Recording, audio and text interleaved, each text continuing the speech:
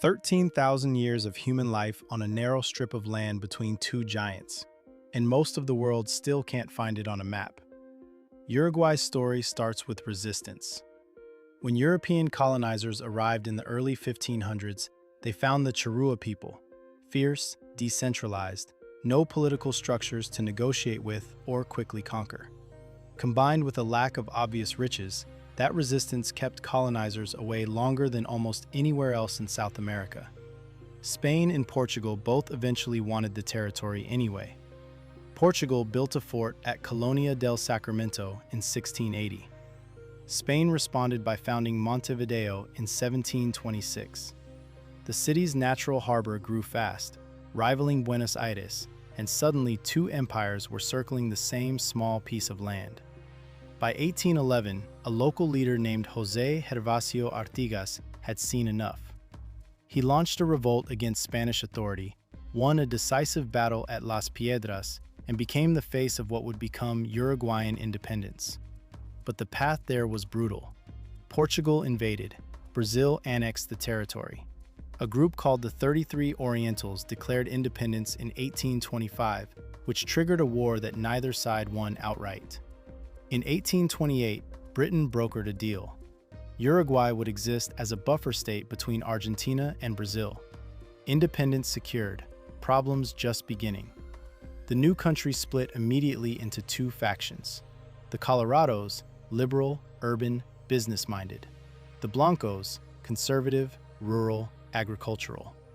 They fought each other in civil wars for decades, drew in neighboring Argentina, and kept the country in near constant turmoil.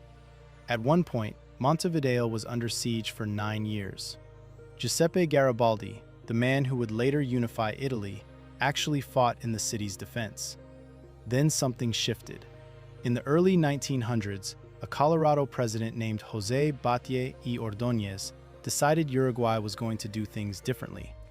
He built a welfare state, championed workers' rights, pushed public education, and separated church from state.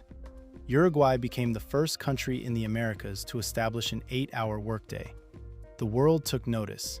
People started calling it the Switzerland of the Americas.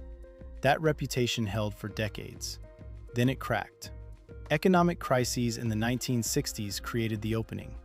A Marxist urban guerrilla group called the Tupamaros launched a campaign of kidnappings and bank robberies. The government cracked down hard. And in 1973, the military took over completely. 12 years of dictatorship followed. Political parties banned, dissidents imprisoned, tortured, exiled. The Switzerland of the Americas had become something else entirely. Democracy returned in 1985, and Uruguay rebuilt. What it built this time was different. Today, Uruguay ranks among the world's leaders in democracy, government transparency, and press freedom. It has one of the lowest corruption rates in Latin America, and it has passed laws that put it decades ahead of most of the planet. It became the first country on Earth to fully legalize cannabis at the national level. It legalized same-sex marriage. It guarantees abortion rights. It has legalized euthanasia. A country of 3.5 million people, wedged between Argentina and Brazil, quietly assembling one of the most socially progressive legal frameworks anywhere in the world. The name Uruguay itself comes from the Guarani language. One interpretation, river of painted birds. Whether that translation is precise or not, the Uruguayan poet who popularized it thought it was beautiful enough to keep. That feels right for a country that has always found a way to hold on to something worth believing in, even when everything around it was falling apart.